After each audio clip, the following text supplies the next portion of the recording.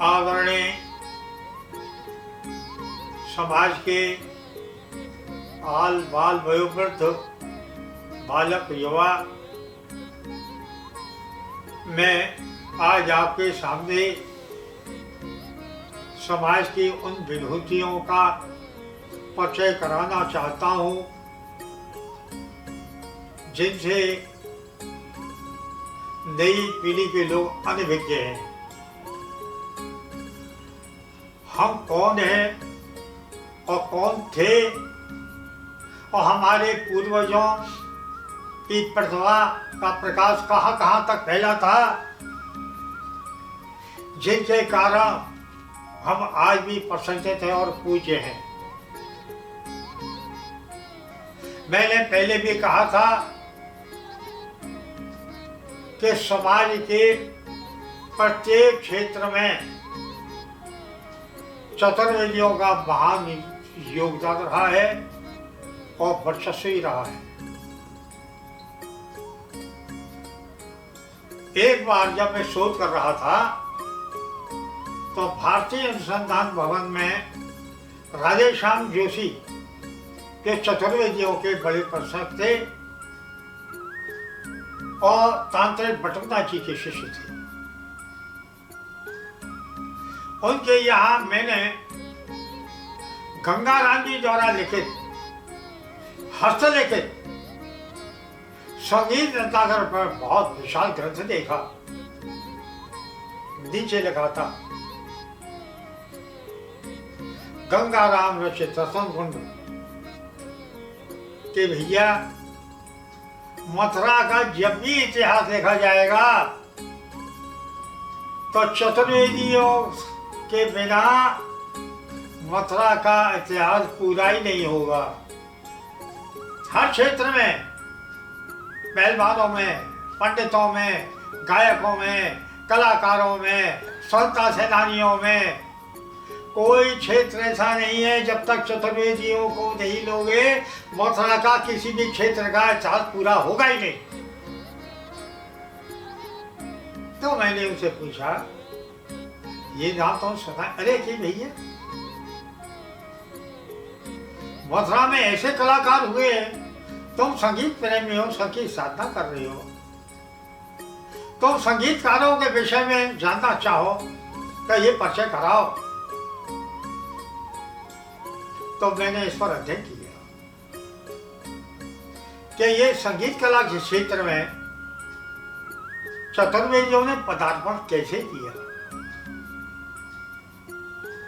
ये संगीत नाद ब्रह्म है, चतुर्वेदी योगी रहे हैं और नाद ब्रह्म की उपासना भी की है उनने।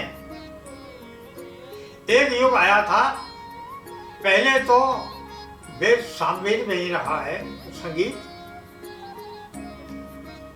उसे उदात्त अनुदात्त सरस स्वर का आयोजन है और वेदों का पाठ इन्हीं स्वरों में होता था। सामवेद ही संगीत का मूल आधार है। हमारे यज्ञों के मंत्र, कर्मकांड के मंत्र, संस्कारों के मंत्र वेदों में ही है। आज भी पंडित मंत्र बोलते हैं तो गा करके तो बोलते है तो वो संगीत। इस परंपरा में एक युग ऐसा आया कि ये शास्त्रीय संगीत कुछ विकृत होने लगा था। संगीत शास्त्र में लिखा है, हर राग के स्वरूप में उनके वस्त्राभूषण है, उनका समय है और उनकी उपासना है। तभी तो दीपक राग गाने से दीपक जल जाते थे, मेघ राग गाने से वर्षा होने लगती थी। संगीत का ये चमत्कार मध्य युग तक तो बता रहा। जब स्वामी हरदास जी अष्ट सखी और अष्ट सखा तानसेन बेजू वगैरह तक भी ये सिद्ध रहा कि जब ये विकृत होने लगा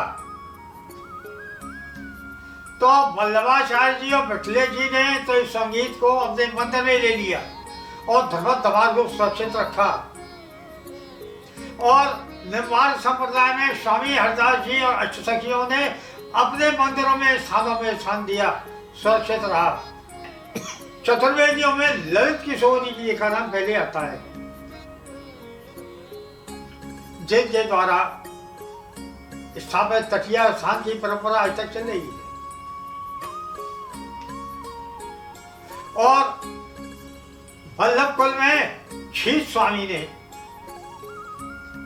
इस संगीत के प्रति हमारा मान बढ़ाया। शीश स्वामी चौबे थे, ये तो आपको जानते हैं। विठल नाथ जी की परीक्षा लेने गए थे, खोटा नहीं ले, खोटा रुपया लिखकर रुपया सोने का सिक्का हो गया और दर्जे से दूध देकर दे लगा। तब वो प्रभावित हुए और बोले कपट भेष इधर छल में आई। मैं तो कपट में छल के आया था। वो शीश स्वामी जिनका साहित्य देखिए, कहता अद्भुत साहित्य, और उनका संगीत भगवान की दिव्य लीलाओं का आंखों देखा वर्णन करते थे। और साधना करते करते गुरु के प्रयाण के बाद पूछड़ी के समीप में एक गुफा में प्रवेश करके, जो आज तक नहीं दिखी।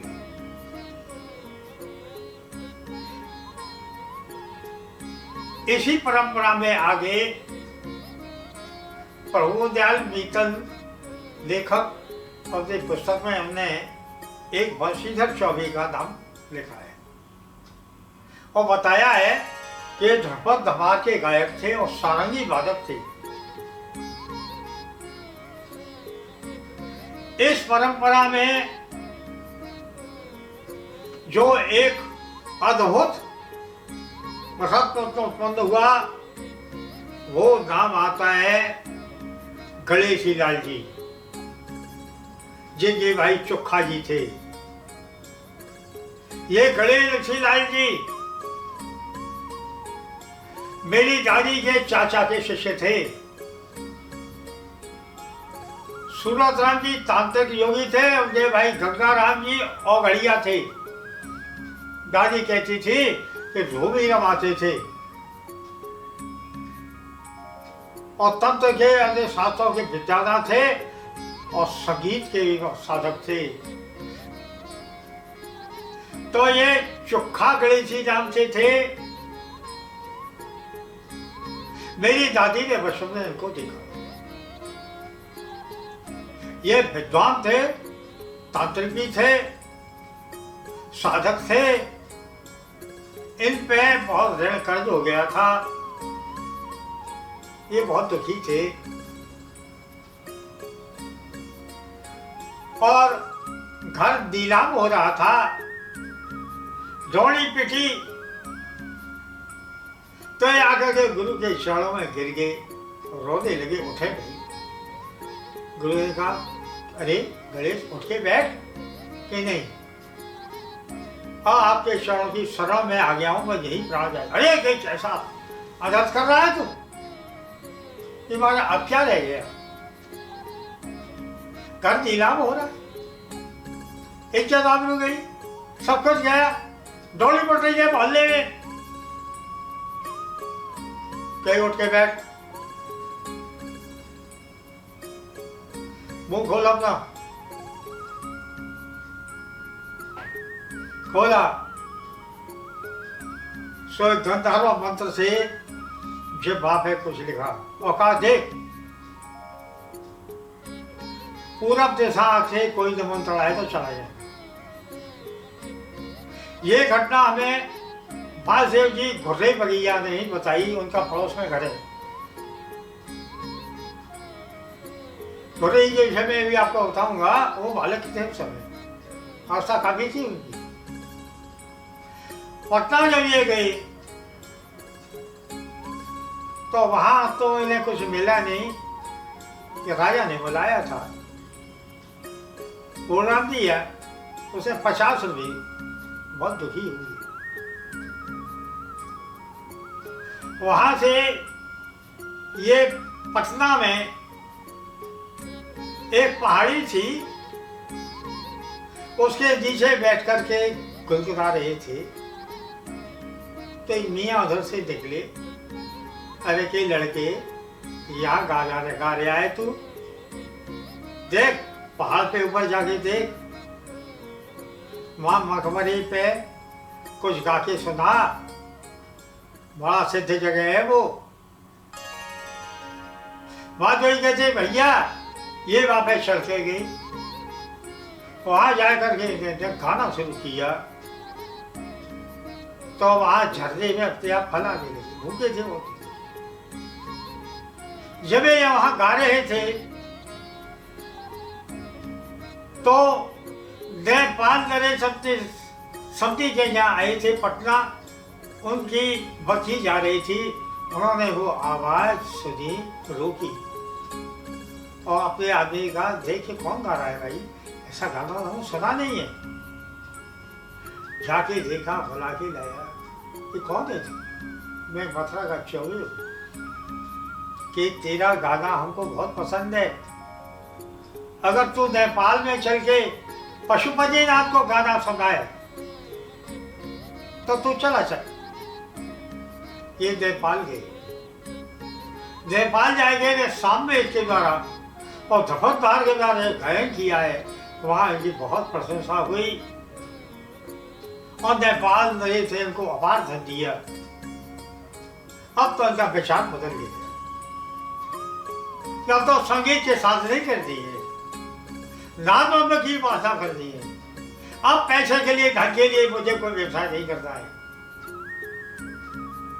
और आकर के गणेश जी ने जक्सन स्टेशन के पास जमीन लेके कोठी बनाई, रेलवे लाइन पड़ रही थी, कोठी जा रही थी, तब इंजीनियर से प्रभावित हुआ। अभी भी इनकी कोठी के छोड़ के लाइन आ दी गई है। ये बड़े पासक हुए पर गाना किसी को नहीं सुनाते थे। एक बार की घटना है, दादी कहती थी कि बम्बई के साथ गोकुलदास तेजपाल जैसे तालाब वाली धर्मशाला बनाई है, हमारे बाबा के जजमान थे, उन्होंने कहा गणेश चौबे किसी को गाना नहीं सुनाता, हमें उसका गाना सुनवा। हमारे बाबा इनको लेके गए तो देख कर ये बोला करें आप पधारे, आप तो मेरे मेहमान हैं, मैं किसी को नहीं सुनाता। लेकिन भगवती की तरफ मुंह करके 5 मिनट आपको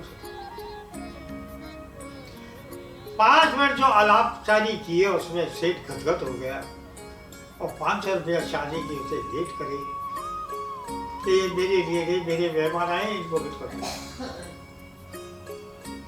और फिर सेठ लक्ष्मीचंद ने कई बार बुलाया, कभी नहीं गए। जब निकलते थे तो भग्गी में बैठ के निकलते थे और उसका भी साथ चांदी का था। फिर इन्होंने संगीत के ऊपर ग्रंथ लिखे, सत्य संगीत निरामय की पुस्तक।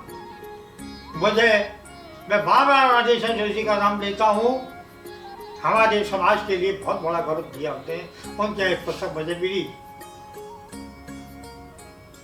गणेश जी लिखी हुई, उसमें कैसा योग दिया है कि ये संगीत केवल मनोरंजन की वस्तु नहीं है, ऐसे दादा की उपासना है, ब्रह्म की प्राप्ति होती है इससे। सठ चक्रों में कौन कौन सी कुंडली में कौन कौन से राग रागनी है, उनके क्या क्या स्वर लिपि है, उनकी कैसे कैसे साधना की जाती है। अरे तभी तो राग सिद्ध होते थे।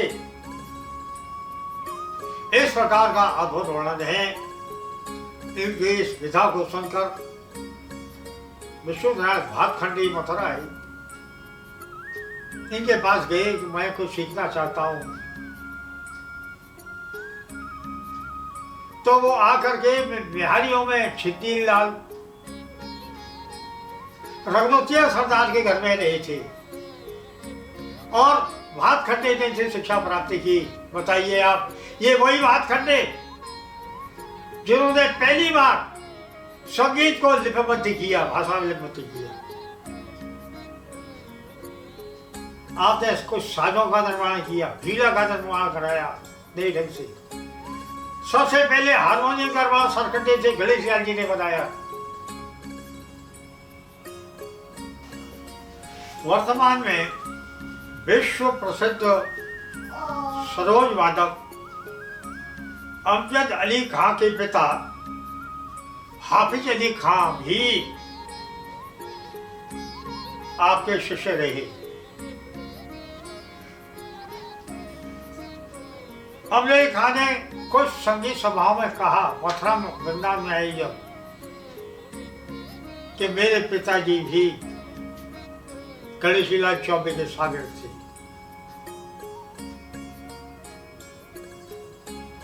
और यह कहा कि उनका तफावत अला बंदे खां से ही बढ़कर था। गणेशीलाल जी के उत्तरार्ध में श्री चंदन चौबे का संगीत जगत में पदार्पण हुआ। आपके पिताजी अम्मा राम जी तिवारी थे, जो कीर्तनिया थे। दाऊजी महमूद में धमार का कीर्तन का आयोजन था। चंदन जी उनकी विरासत में एक बहुत अच्छे उभरते हुए कलाकार, जो ध्रुपद धमार गायकी में बहुत प्रसिद्ध हो रहे थे। चंदन जी ने पूरे भारत में ध्रुपद धमार की गायकी में कीर्तन स्थापित किया। सन 1926 में अखिल भारतीय संगीत सम्मेलन कलकत्ता में हुआ, जहां बीरू नामक तबलिया को पछाड़कर चंदन जी ने सर्वश्रेष्ठ पुरस्कार प्राप्त किया। उन्हें पुरस्कार में सोने का तांबूरा भी मिला। आगरा में एक बार महासम्मेलन हुआ, ऐसे भारत के कई कलाकार आए हुए थे। वहां चंदन जी के प्रोग्राम के लिए 100 रुपया टिकट थी उस जमाने में। ये घटना 1926 की। मथुरा में जब मंदोबाई हॉल बना, सन 1923 में यहाँ कलाकारों का सम्मेलन शुरू हुआ। उसमें भी चंदन चौबे आदरणीय रहे। भारत पर रईस, भारत के राजा रईस, बड़े बड़े गुणी कलाकार चंदन जी के प्रशंसक थे। चंदन जी के समय में उनके चचेरे भाई गणपत जी का नाम आता। गणपत जी जैसे चंदन जी ध्रुपद धमार के विशेष गायक थे, ऐसे गणपत जी ठुमरी, दादरा, गजल, चैती और शादी के बेजोड़ कलाकार थे। बहुत सुंदर उनका गला था।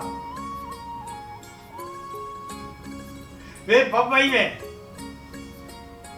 माधव बाग में लक्ष्मी के मंदिर में कीर्तन करते थे और जहाँ बहुत बड़े बड़े कलाकार आते थे। नौशाद जैसे संगीतकार उनके पास आते थे, बंदे से लेते थे। कई बंदे से हमने लिए नौशाद ने, और एक बंदिश को नौशाद ने मुगले आजम में गाया। मोई पंदखट पे नंदलाल छेड़ गयोरी। देखिए ब्रज भाषा में, चौबे की भाषा में, तान शैली में है, ठुमरी शैली में है। ये गणपत जी की बंदिश है जिन्होंने शादी कराई।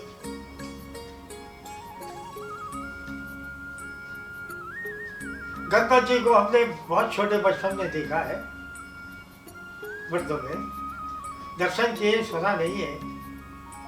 इन्हीं के संपर्क में वासुदेव जी और घुर्रे गवैया बहुत विद्वान संगीत के और सदी की खरजेना ऐसी आवाज वाले, जिनसे हमने बचपन शिक्षा भी पाई है। घुर्रे जी का गायन बड़ा प्रभावशाली था। मोहन बाग अखाड़े में जब कब ये गाते थे सन्नाटा मच जाता था। जहां से लोगों के गाने के बाद बंद होते वहां से शुरू होते थे। ठुमरी, दावरा, गजल, ख्याल, ध्रुव, धमार के विलक्षण गायक थे महादेव घुर्रे जी। इन्हें बच्चों ने गणेश जी के दर्शन किए थे। चंदन जी के संपर्क में रहते थे। वो कहते थे भैया एक महीना सा हुआ, या तो मोहन बाग पे रियाज करते या वहां से नए आए थे तो सौतार पे आए थे, बुर्जी में बैठ के रियाज करते हम तो साज के संग। तो मेरी एक आदत थी तो मैं नाक से गाता था। मैंने कई बार मना किया। एक बार उनको गुस्सा आया जब एक तमाशा मेरे घोड़े पे मारा तो मैं बुर्जी में से घाट पे नीचे गिर गया। उस दिन से मेरा नाक का गाना बंद हो गया।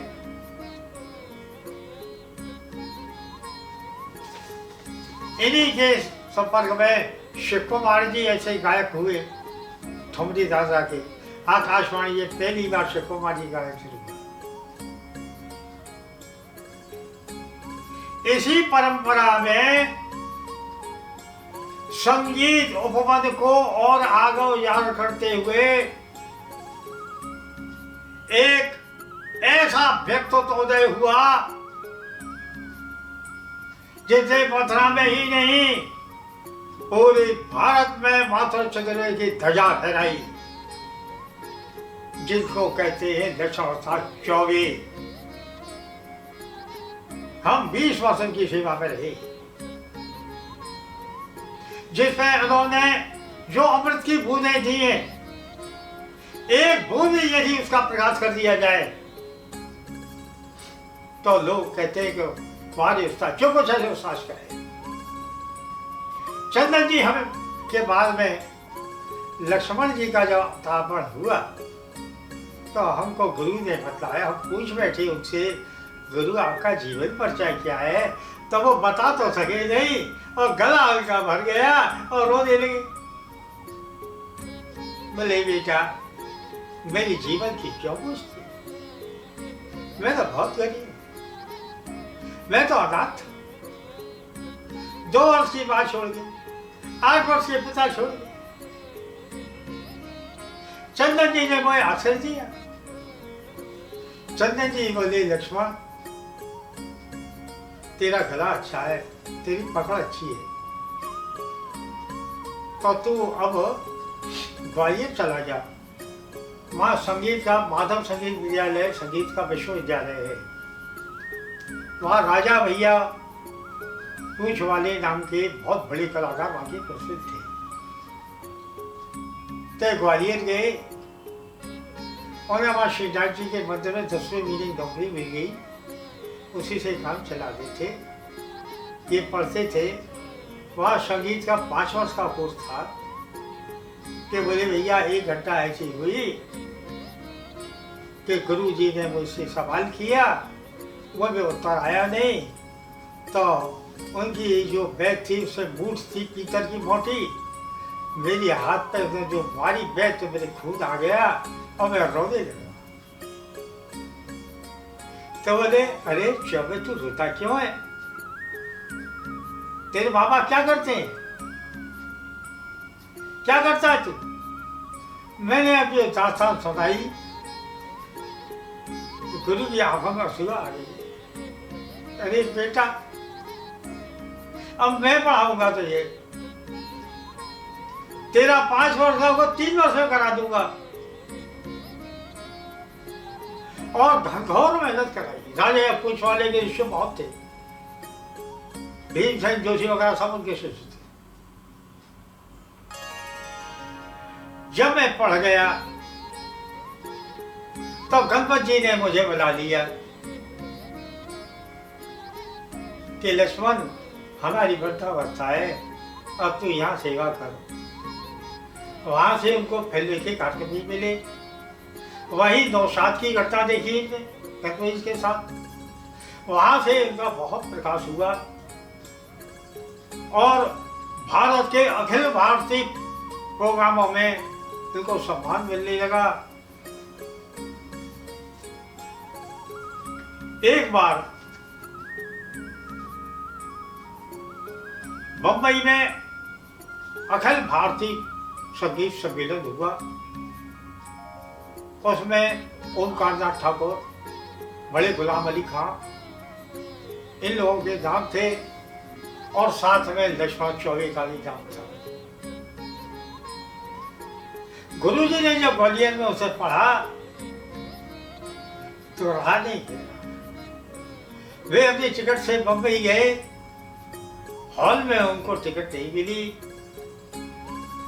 तो हॉल की खिड़की के सितारे खड़े हो गए और जब मैंने गाना शुरू किया तो मेरी दृष्टि अचानक उन पे पड़ गई।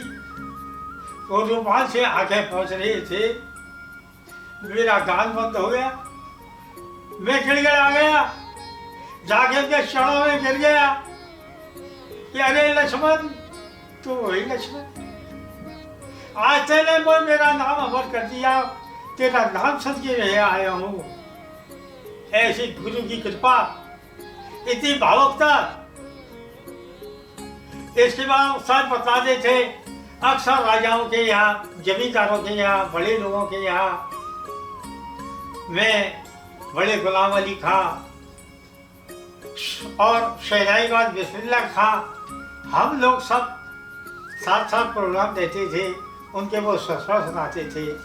मैं एक बार छाया नटराज की रियाज करा था दिल्ली में, उधर देख करके विश्वनाथ बोले चौबे जी ये राग की ये बातें सबने आज तक भी नहीं सुनी, ये इनके मित्र थे सब लोग। एक बार की घटना है, इन्हें हमको बहुत कर रियाज कराई, 2 साल तक गाली नहीं दिया। बड़ौदा में बहुत महासम्मेलन हुआ, उसमें जसराज भी आई और स्वतंत्र जलोटा भी आई, मुझे पिता। वहाँ हमारा कार्यक्रम हुआ तो जसराज जी ने पूछा ये विधा, ये संगीत तो लक्ष्मण जी जैसी है, तो क्या तुमसे सीखे हो? पुरुषोत्तम जलोटा बोले ये मेरे मित्र के शिष्य हैं, मैंने बड़े ध्यान से सुना है। जैसा जी बोले बहुत वर्ष हो गए, एक बार हमें लक्ष्मण के दर्शन करा दीजिए। संयोग से उसी साल वृंदावन में बहुत बड़ा कार्यक्रम हुआ, उसमें उस सास का गायन हुआ और जसराज जी आए। हम उस सास के साथ मंच से उतरे कि सामने से जसराज आए। मैंने कहा जसराज जी लक्ष्मण जी बैठे, लक्ष्मण जी के पैरों में मस्तक रख दिया जसराज। लक्ष्मण जी बोल रहे हाथ में, अरे बेटा जसराज, जैसा तुम्हारा नाम है तेने बड़ा जस किया है, देख हमने तेरा वो शुरुआत देखी है, तेने राजकोट में पहले हमारे साथ तबला की संगत की थी। गुरुजी ने वही जो कि बेटा तू बहुत नाम करेगा, मेरा तुझको आशीर्वाद। जैसा बोले गुरुजी, और आज के जमाने में आज आप जैसे कलाकार संगीत के देवता है। भीमसेन जोशी जी ने भी एक बार एक मंच पर हमसे कहा था, भाई लक्ष्मण जी की गायक की बहुत धुरंधर गायकी थी, राजा भैया पूछवाड़ी के यहाँ उसके आपने बहुत नाम सुना है। एक बार उन्हें सबसे पहली बार 1960-61 में हरदास सम्मेलन मथुरा में किया, उसमें पंडित रविशंकर, उनकी संगत में अल्लाह रखा खां, विलायत खां, सियाराम तिवारी, राम चतुर्वेदी, इतने बड़े बड़े और तो यह दत्त में बेंजी वाला तक को उन्हें प्रस्तुत कराया। इस प्रकार लक्ष्मण जी का नाम पूरे भारत में था। उन्हें बॉम्बे कॉन्फ्रेंस में भी गाया। उत्तर प्रदेश सरकार ने 1974 में उन्हें अकादमी दिया और 1977-78 में संगीत नाटक अकादमी से पुरस्कृत किया गया और राष्ट्रपति संजीव रेड्डी ने उनको उपहार दिया और ये उपाधि प्राप्त की। हमारे चतुर्वेदियों का ये बहुत बड़ा सम्मान था। उनकी वृद्धावस्था में उनकी सेवा में पहुंचे थे। सन 60-61 में उन्होंने पहली बार हमें राष्ट्रपति राजेंद्र प्रसाद के सामने कार्यक्रम कराया था। यहाँ आकर के उन्हें लकवा लगने के बाद भी शिष्यों को पढ़ाते रहे। सत्यभान शर्मा, मुरारीलाल के भांजे, श्रीकांत लड़का, दोनों भाई हम और हमारे लड़के तक साहित्य लोकेश तक उनकी सेवा में आगे। और ऐसी ऐसी बंदे से उनके पास में पसमें थी लक्ष्मण जी की। आज वो यहाँ उपस्थित नहीं है, लेकिन लक्ष्मण जी का नाम, लक्ष्मण जी की कला, लक्ष्मण जी का प्रताप वैभव पूरा भारत के कलाकार जानते हैं। जहां भी हम जाते हैं वह लक्ष्मण जी का नाम पुरानी कलाकार से पूछ लेते हैं। अब इस परंपरा में आगे भी चलते रहे। केशव देव जी पहाड़ी जिन्हें उद्दी गुरु कहते थे। उद्दी गुरु हमारे यहाँ कोई गायक है, कोई वादक है। संगीत के 3 पक्ष होते हैं, गायन, वादन, नृत्य। उद्दी गुरु में 3 प्रतिभा थी। गायक भी थे, वादक भी थे और नर्तक भी थे। कथक नृत्य के ऐसे कलाकार चतुर्वेदी में पहली बार उद्दी गुरु केशव देवी हुए। तबले पे तो ऐसी रियायत थी कि बड़े बड़े कलाओं को पछाड़ देते थे। प्रारंभ में हम उन्हीं के शिष्य में रहे। मुरारीलाल जी, कीर्तन जी, लक्ष्मणी के भांजे, सुखदेव बिहारी, सत्यभान शर्मा, ये सब कलाकार रहे। उनके लिए हम दोनों भाई श्रीकांत और साहित्य लोकेश ये भी रहे और सुखदेव बिहारी के लड़का कन्हैया भी उनके सब्जेक्ट में रहे। आज जितना भी हमसे बनता है उस परंपरा का निर्वाह कर रहे हैं। आदरणीय लक्ष्मण जी के कार्यकाल में संगीत जगत की भी बहुत बड़ी सेवा हुई। बम्बई से अस्वस्थ होने के कारण आप आकाशवाणी दिल्ली पर संगीत के प्रोफेसर नियुक्त हुए। वहाँ आकर आपने पहले तो होली के ऊपर राष्ट्रपति के सामने कार्यक्रम कराया, जिसमें हम भी शामिल थे, और उन्हें वंदना कार्यक्रम, ब्रजमासी कार्यक्रम, ये इनको महत्व दिया। पुरुषोत्तम जडेजा जैसे लोगों को वंदना कार्यक्रम में प्रस्तुत किया और वहीं पर आपने हवेली संगीत को मान्यता दी। इसे कीर्तन संगीत कहते थे। लक्ष्मण जी वो पहले व्यक्ति हैं जिसने इस संगीत को हवेली नाम दिया और इसे शास्त्रीय संगीत की मान्यता मिली।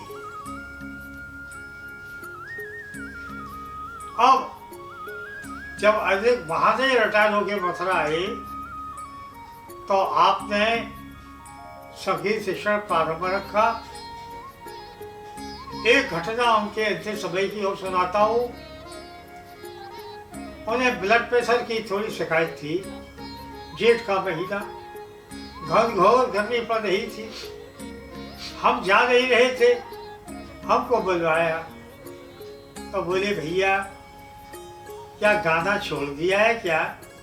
मैंने कहा गुरुजी बहुत गर्मी है। हाँ गर्मी तो है, आज आपको शाम को गई तो पटा दबा तख्ता के ऊपर गर्मी में भी पड़े हुए थे। कि भैया तानपुरा मिलाओ। तानपुरा जैसे ही मिला तो गदगद हो गए कि वाह, आप कभी हारमोनियम पर संगति कराते थे? कहते थे बैठा की है, इसे सब मिल जाएगा, लगा लो। अरे अपनी ऊपर तो तानपुरा में ही ऊपर देगी ना। तानपुरा मिले कि भैया क्या गाओगे? मैं ये शायद जय जयवंती शुरू कर, भैया जय जयवंती बरसात का राग है, ये जयवंती सिद्ध था, गर्मी बहुत है, चलो जय जयवंती हो। जयवंती के स्वर आलाप शुरू हुए। आलाप थोड़ी चली थी, सोई आंधी आई, आंधी के साथ पानी की बौछारें आई और जैसे ध्रुपद प्रारंभ किया, बोले भैया स्वामी हरदास जी की वंदना, दबो दबो श्री हरदास वृंदावन गोविंदास। ये ध्रुपद प्रारंभ हुआ। अपन थोड़े थोड़े कभी कभी बोलते रहे और सुनते रहे। आखिरी पंक्ति जब आई सो संगीत चल रहा था, गायन चल रहा था, तानपुरा बज रहा था। सोई आपने प्रसन्न होकर के अपना दाया हाथ जेब भर के उठा लिया। संगीत चलता रहा, तानपुरा बोलता रहा, पखावज बजती रही, वातावरण बना रहा और ऊंचा हाथ करके रख दिया और स्वर संगम में ही, स्वर साधना में ही, स्वर की लीला में ही, स्वर में ही लीन हो गए। ये एक अद्भुत साधक का चमत्कार है। ये साधारण गायक नहीं थे, ये साधक थे, ये संत थे। जैसा दशराय ने कहा कि आप संगीत के देवता है, ऐसी विभूति उन्हें हमारे संगीत जगत को खबर कर दिया।